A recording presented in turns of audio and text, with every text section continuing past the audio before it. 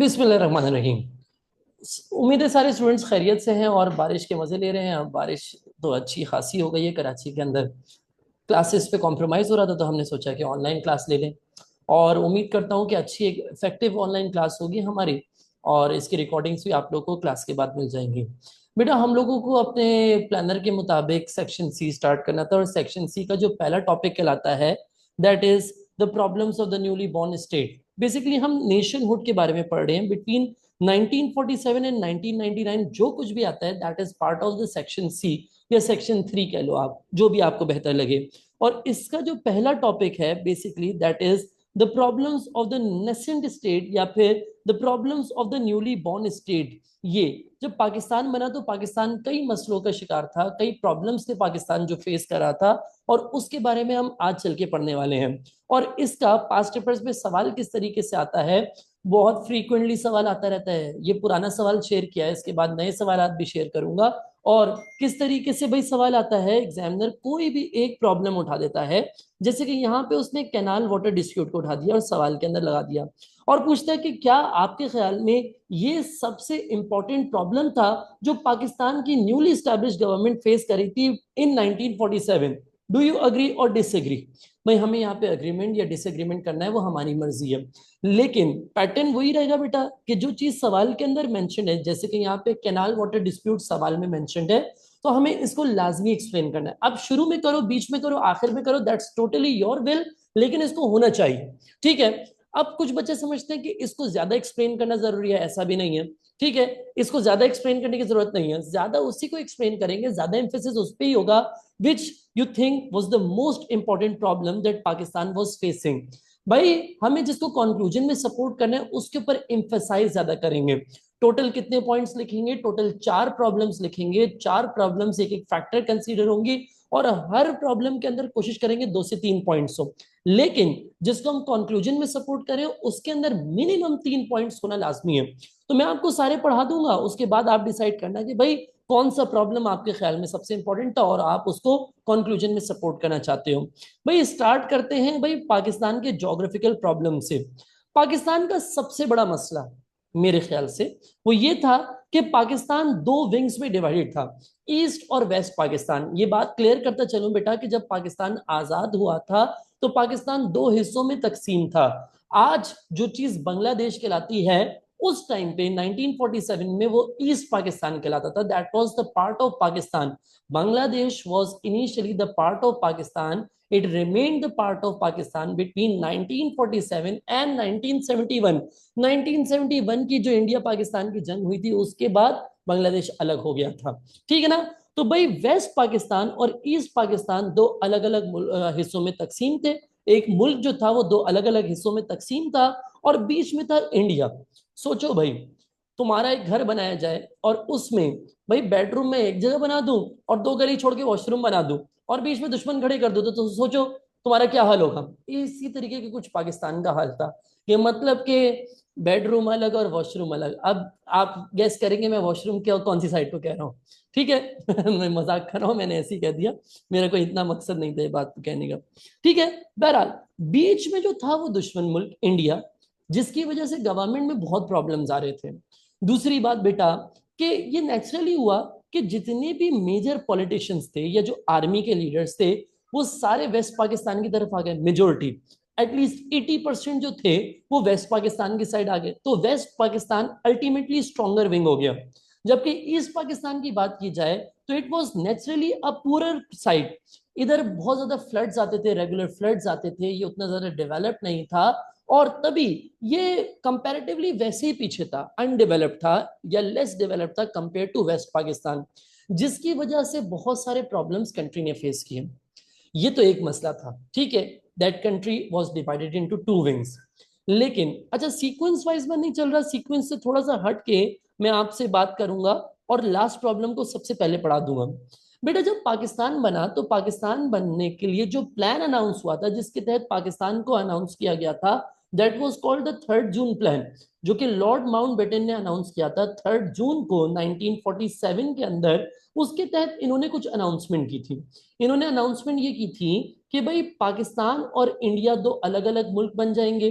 दोनों के जो पहला कॉन्स्टिट्यूशन होगा वो ब्रिटिश का बनाया हुआ होगा, जिसका नाम था government of Indian act. British ने ये बनाया था 1935 में।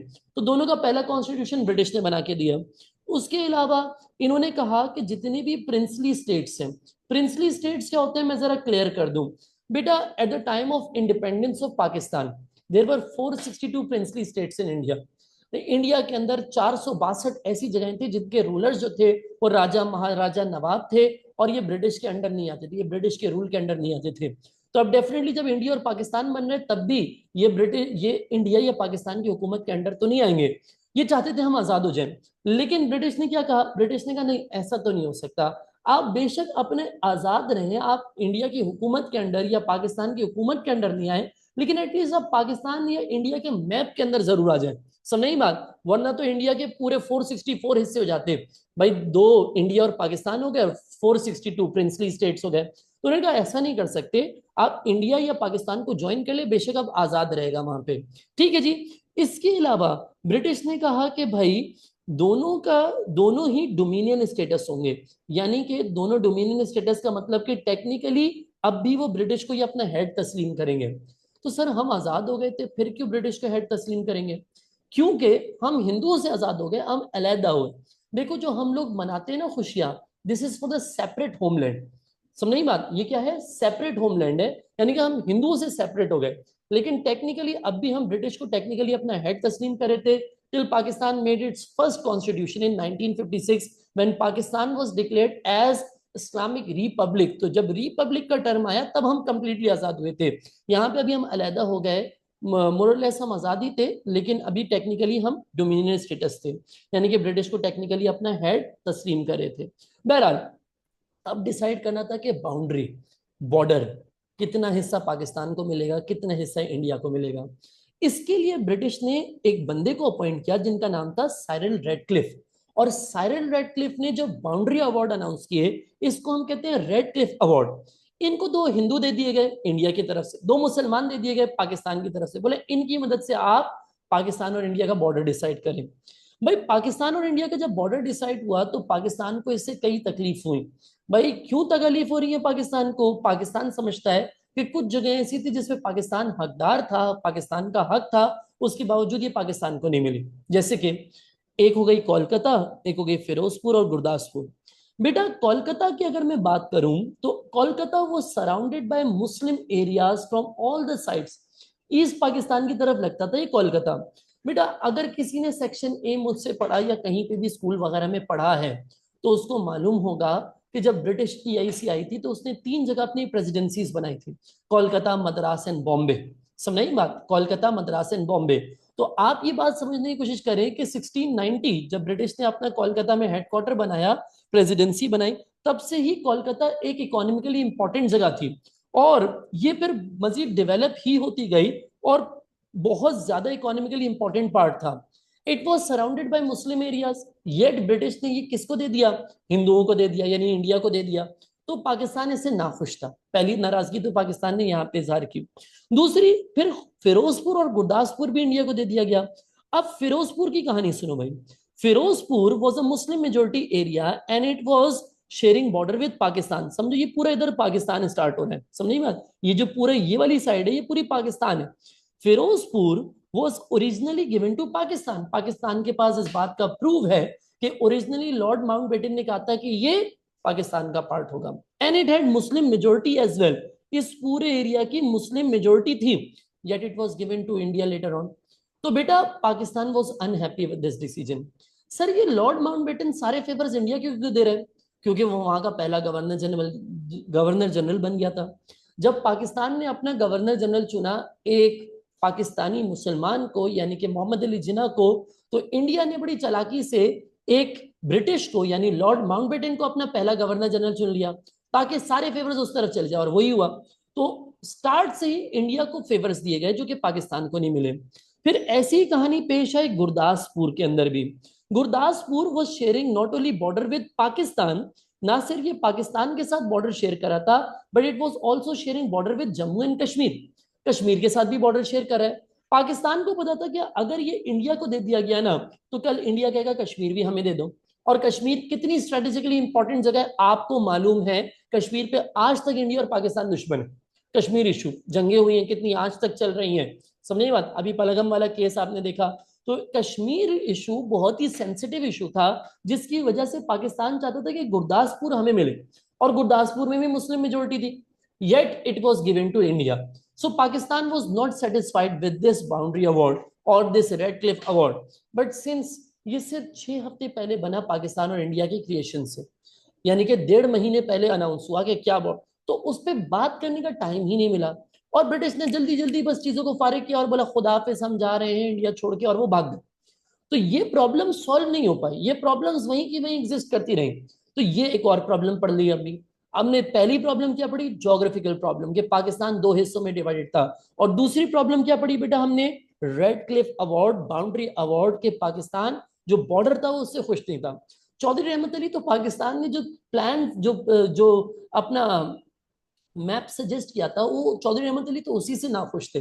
वो कह रहे हैं कि नहीं, पाकिस्तान 7 स्टेट बनना चाहिए, और वो उस पर इतना क्रिटिसिज्म कर रहे थे कि उसकी वजह से तो 1950 में पाकिस्तान के नाम रखने वाले को ही मुल्क से बाहर कर दिया था, एग्जाइल कर दिया था, क्योंकि वो हुकूमत को बहुत क्रिटिसाइज कर रहे थे। चौधरी रहमत अली तो कभी भी सेटिस्फाइड नहीं थे, वो तो 7 स्टेट का पाकिस्तान चाहते थे। हमने जो बनाया 5 स्टेट का, इस पे भी हमने जो प्लान दिया वो भी पाकिस्तान को नहीं मिला, उस पे भी कुछ कुछ इंपॉर्टेंट हिस्से इंडिया को दे दिए गए। तो ये समझो कि पाकिस्तान इस डिसीजन से कंप्लीटली नाखुश था, और ये बड़ा प्रॉब्लम था जो पाकिस्तान फेस करा था। Then there were other problems as well, like political problems. बेटा पहला मसला ये कि जितनी भी इंडिया पाकिस्तान अलहदा होने से पहले जितनी भी गवर्नमेंट ऑफिसेस वगैरह सब बने हुए थे, वो सेंट्रल इंडिया में बने थे, जो आज इंडिया का पार्ट है। यानी कि पाकिस्तान को ना कोई ऑफिसेज मिले, ना कोई गवर्नमेंटल मशीनरी मिली, पाकिस्तान को ये सब खुद तैयार करना था। इसी तरीके से जितने भी एक्सपीरियंस पॉलिटिशियंस थे वो सब रहते थे सेंट्रल इंडिया में।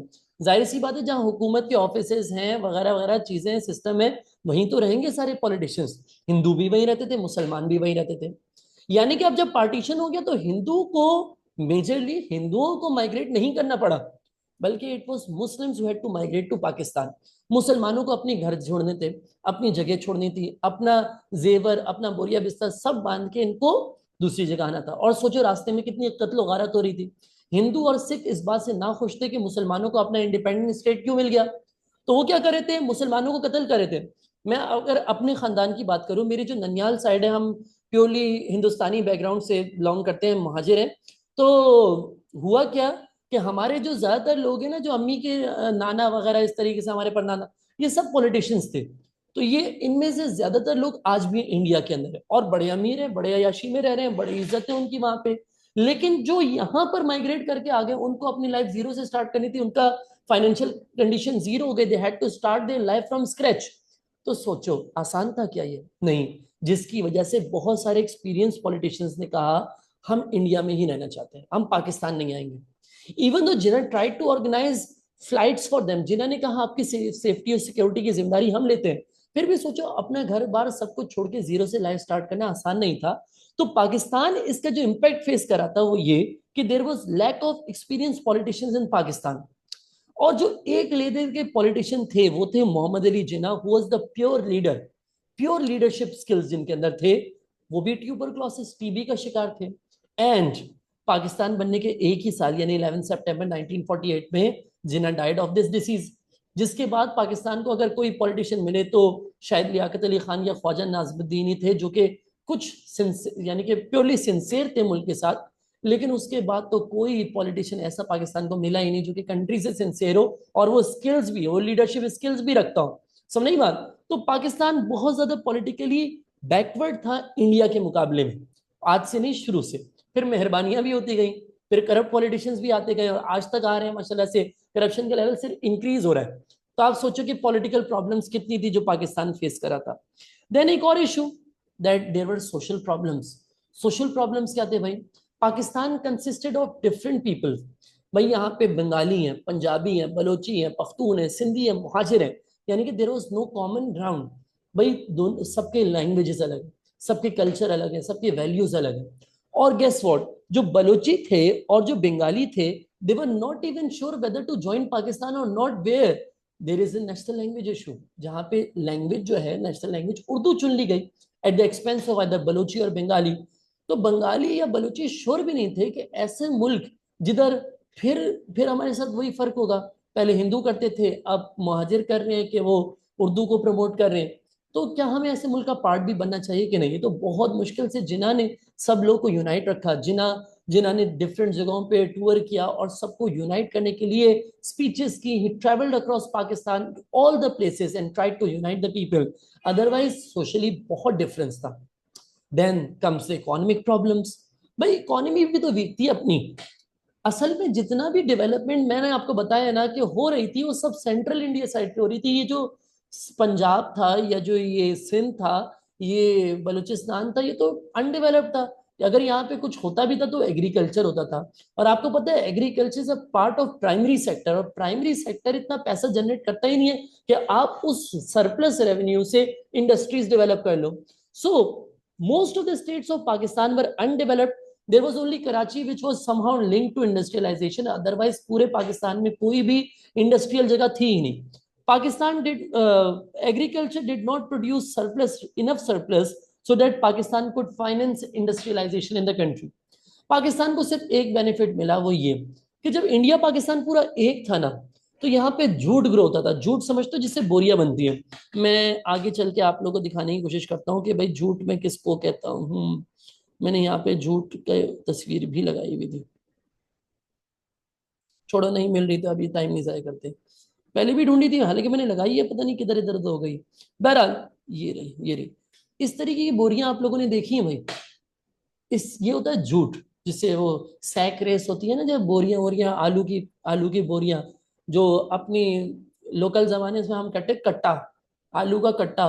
सुन नहीं बात, कट्टा बेसिकली बोरी को कहते हैं, ये थोड़ी सी स्लैंग जबान में। तो ये जो बोरी होती है बेसिकली, ये क्या होती है, ये जूट की बनी हुई होती है। सुन नहीं बात। तो पाकिस्तान को सिर्फ एक एडवांटेज मिला, ये कि जूट ग्रो हो रहा था पाकिस्तान के अंदर। लेकिन मसला क्या, मसला ये कि जूट को मैन्युफैक्चर करके बोरियां बनाने की जितनी भी इंडस्ट्रीज थी, वो सारी की सारी रह गई कहाँ पे, इंडिया के अंदर। Pakistan did not have any jute processing industry. 1951 में जाके मलिक गुलाम मोहम्मद ने अपने 6 ईयर प्लान के थ्रू एक जूट इंडस्ट्री बनाई नारायणगंज में। लेकिन 1951 तक कोई भी इंडस्ट्री नहीं थी जिधर जूट प्रोसेस हो सके, बोरियां बन सके। यहां तक बात क्लियर है आप लोगों को। Then comes the bada wala problem, the most important problem that I think was the division of princely states.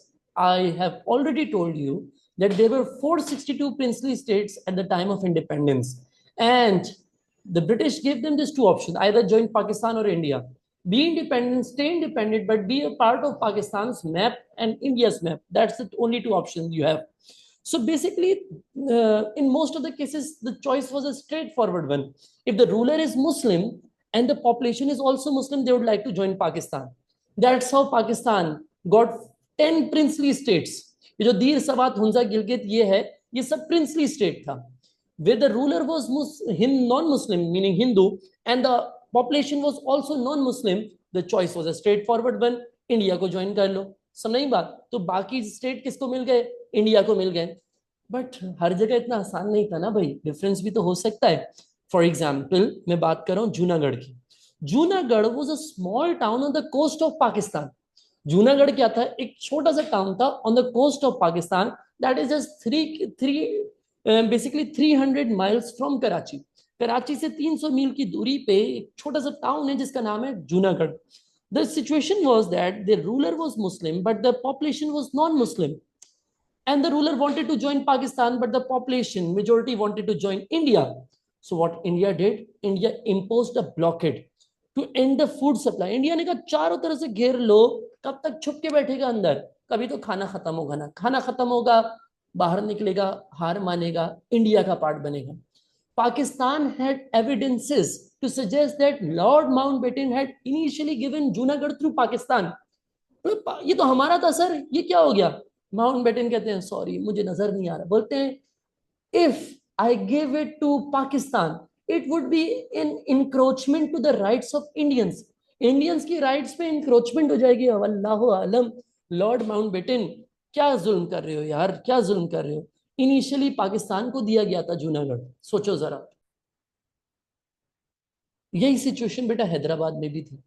Hyderabad तो बहुत ही चलो जूनागढ़ तो छोटा मोटा था ना, हैदराबाद तो बहुत ही इकोनॉमिकली अच्छा, ये वो हैदराबाद नहीं है जो कराची के साथ है, ये इंडिया की साइड, ये बिल्कुल ये समझो ये कार्नेटिक रीजन है, ये मैसूर है जिधर टीपू सुल्तान हुकूमत करता था, ये नॉर्दर्न सरकार वाला एरिया है, ये बंगाल है, ये वाला पार्ट है हैदराबाद।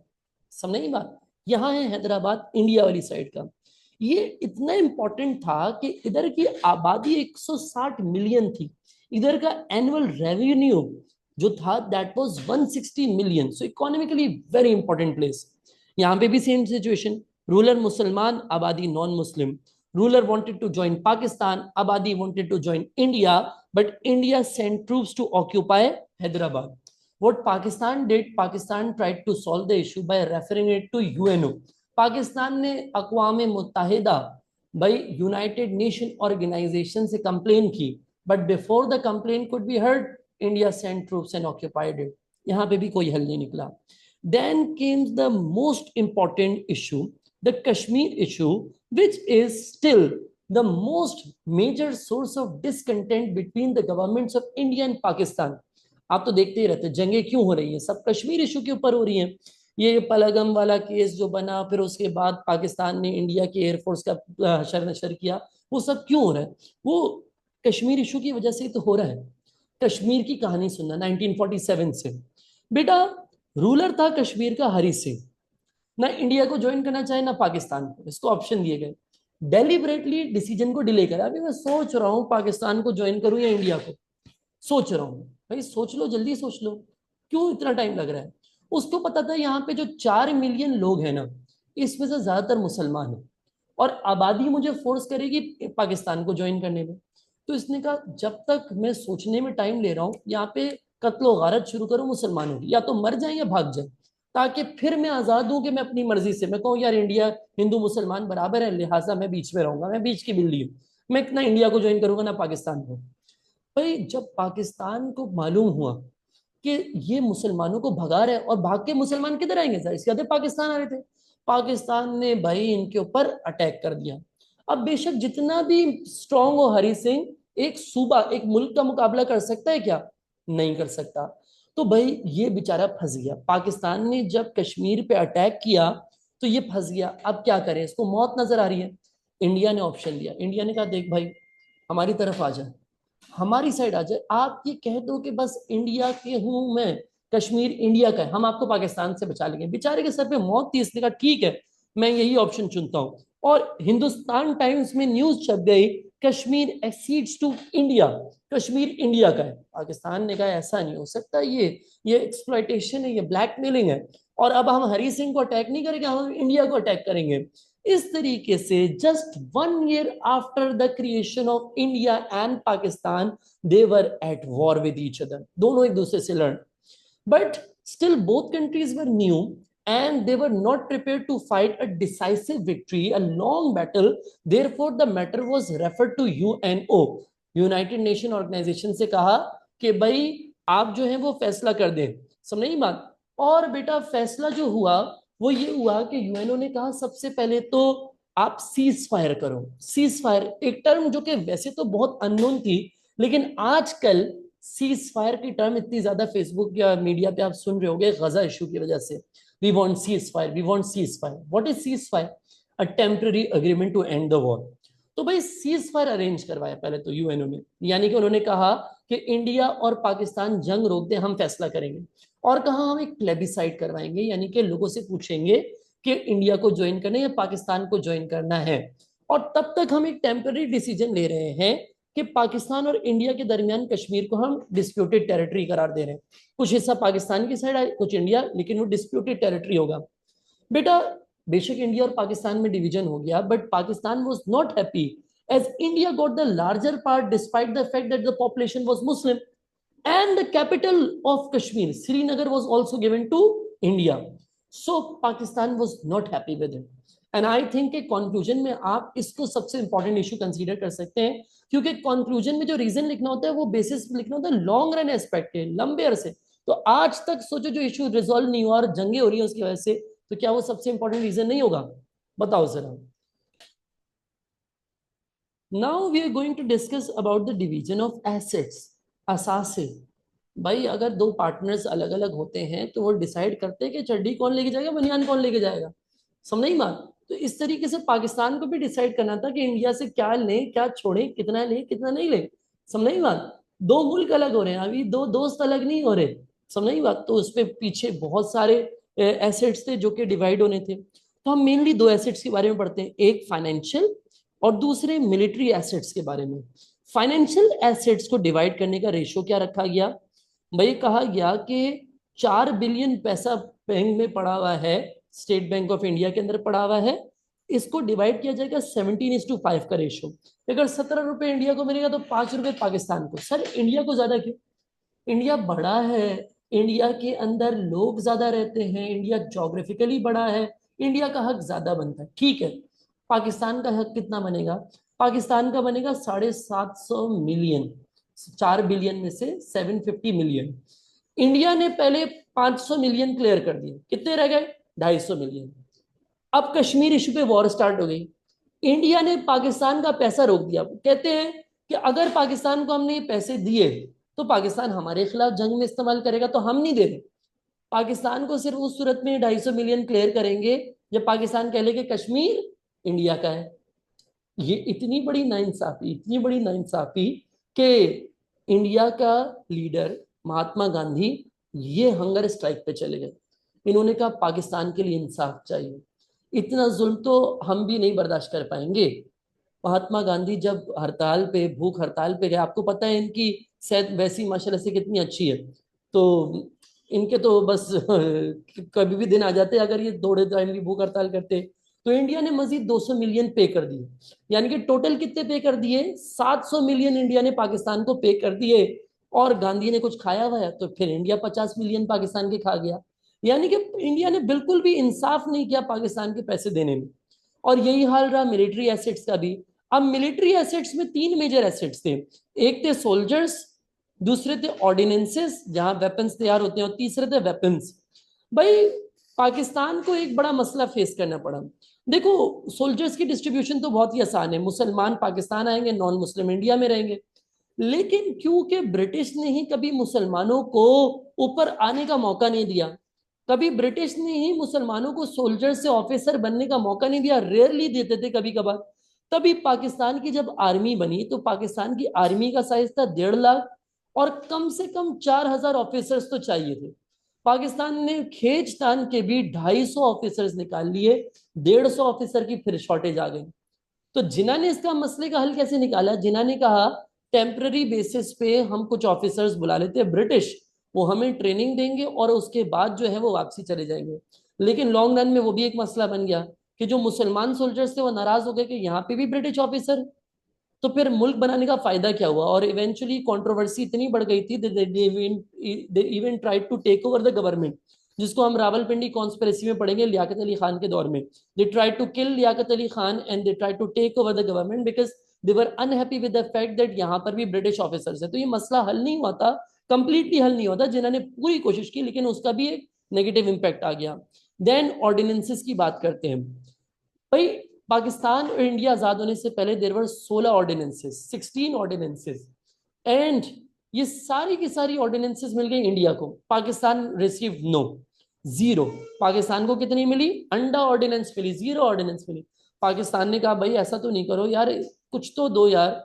तो पाकिस्तान को कहा चलो यार तुम ये खैरात में 60 मिलियन रुपए रख लो। वो 60 मिलियन रुपए से पाकिस्तान ने, एक जगह है नॉर्दर्न पाकिस्तान में वाह, वहां से सिर्फ एक ऑर्डिनेंस बना पाया। और इंडिया को क्या मिले? 16 ऑर्डिनेंस। पाकिस्तान को पैसे मिले जिससे ऑर्डिनेंस खुद बनानी पड़ी, वो भी कितनी? सिर्फ एक का बजट मिला। तो यहां पर भी नाइंसाफी हुई। और सिमिलरली वेपन्स में भी यही हुआ। इंडिया ने पहले तो डिले किया डिस्ट्रीब्यूशन, क्योंकि कश्मीर पे वॉर चल रही थी। तो ये थोड़ी कि आ रहे जल्दी जल्दी अच्छे अच्छे वेपन रखो ताकि आप हमें गोली मारो, गोली बम मारो। इंडिया ने सबसे पहले तो डिले किया डिस्ट्रीब्यूशन ऑफ वेपन्स। और फिर जब दिए भी तो जो ओल्ड और ऑब्सोलीट वेपन्स थे, जो घटिया बेकार क्वालिटी के वेपन्स थे, वो लाके पाकिस्तान को पकड़ा दिए। तो यहाँ पे भी फुल नाइंसाफी हुई है हमारे साथ। Then the issue of canal water dispute, जो कि आज भी बहुत बहुत कॉमनली सर्कुलेट हो रहा है सोशल मीडिया पे, कि इंडिया कह रहे हैं हम पाकिस्तान की पानी बंद कर देंगे, क्या कर देंगे। तो उसको जरा समझना कि वो उसकी हिस्ट्री क्या है।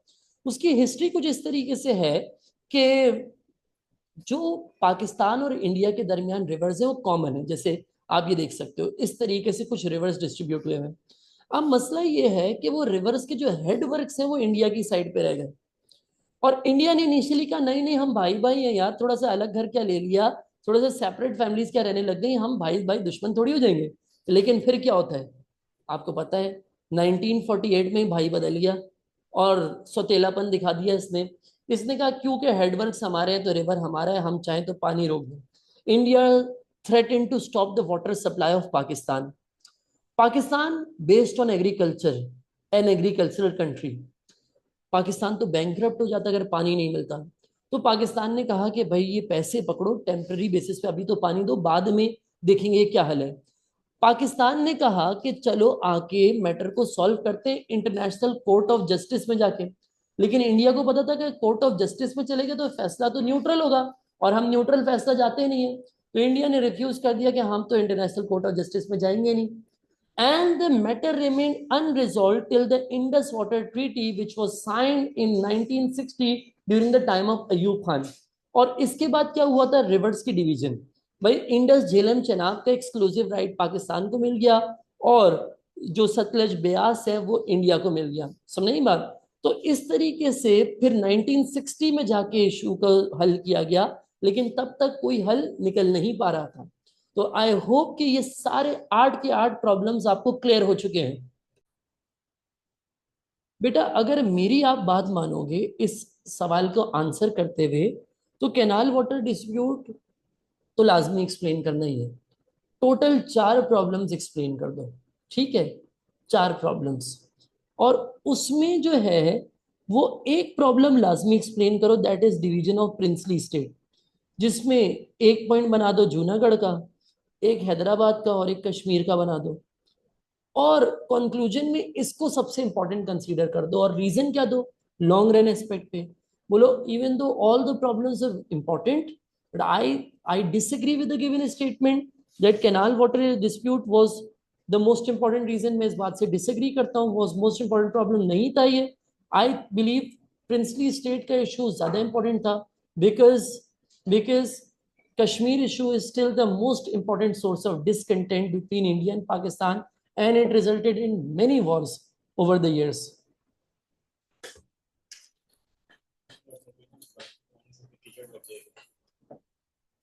हो जाएगा। अब जरा एक और सवाल देख लेते हैं भाई, छोटा सा सवाल है।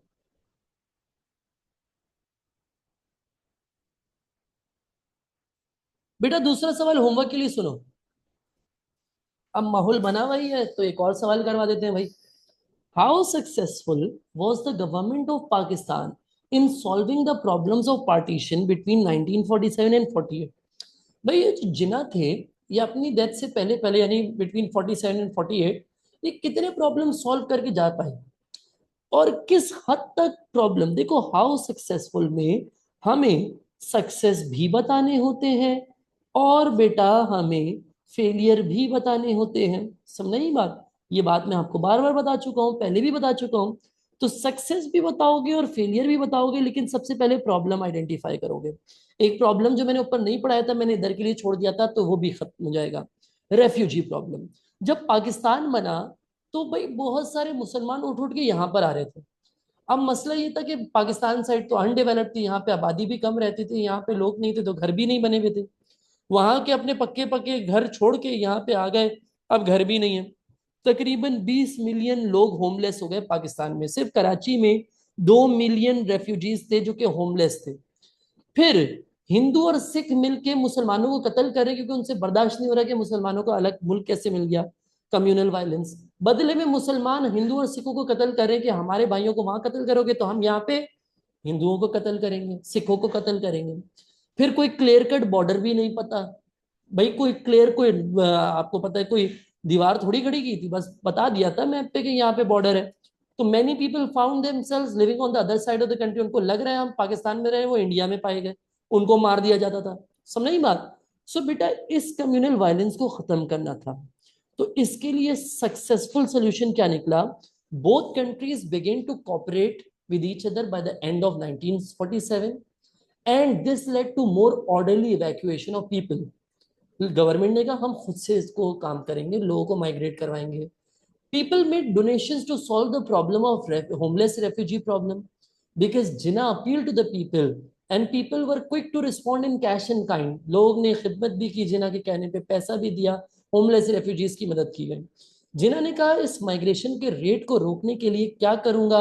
He called himself the Protector General of Religious Minorities. जिन्ना ने कहा कि जितनी भी अकलियत है मैं उनका मुहाफिज हूं. भाई हिंदू सिखों का मैं मुहाफिज हूं. समझ नहीं बात. इसकी वजह से his advice was often sought by non-Muslims. He toured across provinces, encouraging and motivating people to stay over here, do not migrate. Yet it did not completely end the rate of migration, and people suffered to continue to suffer with the homeless refugee problem, which was the failure in solving this problem. Is that clear? Then canal water dispute, तो हम already अभी पढ़ा है कि reverse के headworks India में रह गए थे और 1948 में ही इंडिया ने पाकिस्तान की वाटर सप्लाई क्लोज कर दी. इन 1948 सक्सेस क्या था. एक टेम्पररी सोल्यूशन तो निकला ना. अभी भूखा मरने से तो बेहतर है ना कोई छोटा मोटा हल निकालो, कोई टेम्पररी हल निकालो. तो टेम्पररी एग्रीमेंट हुआ इंडिया पाकिस्तान. पाकिस्तान ने कहा पैसे ले लो, पानी दे दो. सब नहीं बात. तो इंडिया ने पाकिस्तान को पानी दे दिया और पाकिस्तान ने यूएनओ को ज्वाइन किया, क्योंकि पाकिस्तान को पता था कि यूनाइटेड नेशन ही इन मसलों का हल निकाल सकता है. बट प्रॉब्लम्स फेलियर कहां पे है. इंडिया ने कहा हम इंटरनेशनल कोर्ट ऑफ जस्टिस में नहीं जाएंगे, और यूएनओ ने भी जाके 1960 में इंडस वाटर ट्रीटी साइन करवाई. The matter remain unresolved till 1960. समझ नहीं बात. तो 1960 तक मसला हल नहीं हो पाया, तो government was not completely successful in solving that problem. ठीक है जी. फिर बेटा प्रॉब्लम ऑफ प्रिंसली स्टेट की बात करते हैं. एक प्रॉब्लम में बीच में छोड़ रहा हूं, यहाँ पे आ जाते हैं जिसके सक्सेस फेलियर दोनों मिल रहे हैं ना, मैं उनको डिस्कस कर रहा हूँ. प्रिंसली स्टेट वाला इशू, इंडिया ने हैदराबाद पे कब्जा कर लिया, जूनागढ़ पे हरी सिंह मुसलमानों को भगा रहे, इंडिया पाकिस्तान की जंग शुरू हो गई. ये सब अभी आपको पढ़ाया. तो पाकिस्तान को पहले ही पता था कि ये सब होने वाला है, तभी पाकिस्तान ने जिन्ना ने पाकिस्तान को यूएनओ का मेंबर बना दिया था, और यूएनओ ने ही इवेंचुअली सीज फायर अरेंज करवा के जंग को रोका और पाकिस्तान और इंडिया के दरमियान कश्मीर को एक डिवाइडेड डिस्प्यूटेड टेरिटरी करार दिया. लेकिन जूनागढ़ और हैदराबाद के इशू पे कोई सोल्यूशन नहीं निकाला, और कश्मीर इशू में भी पाकिस्तान खुश नहीं था, क्योंकि इंडिया को बड़ा पार्ट दे दिया गया और कैपिटल श्रीनगर भी दे दिया गया. और थर्ड मसला ये कि जो प्लेबिसाइड करवाने का कहा गया था कि भाई इंडिया और कश्मीरियों से पूछेंगे कि पाकिस्तान को ज्वाइन करना है इंडिया को, बेटा वो कभी भी हुआ नहीं. समझ नहीं बात. वो टिल डेट कभी भी प्लेबिसाइड हुआ नहीं जिसका वादा किया गया था. तो ये प्रॉब्लम आज तक एग्जिस्ट करता है.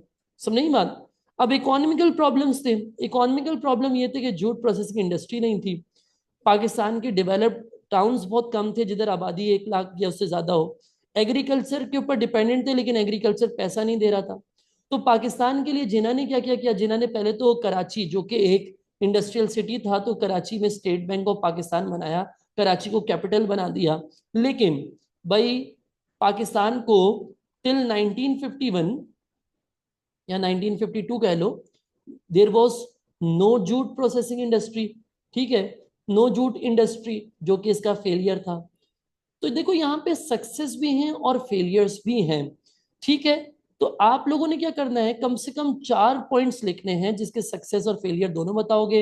एक ये कह लो, एक ये कह लो, ये कह लो, ये यानी कि जिसमें सक्सेस और फेलियर्स दोनों नजर आ रहे हैं ना, आप उनको एक्सप्लेन कर दो. समझ नहीं बात.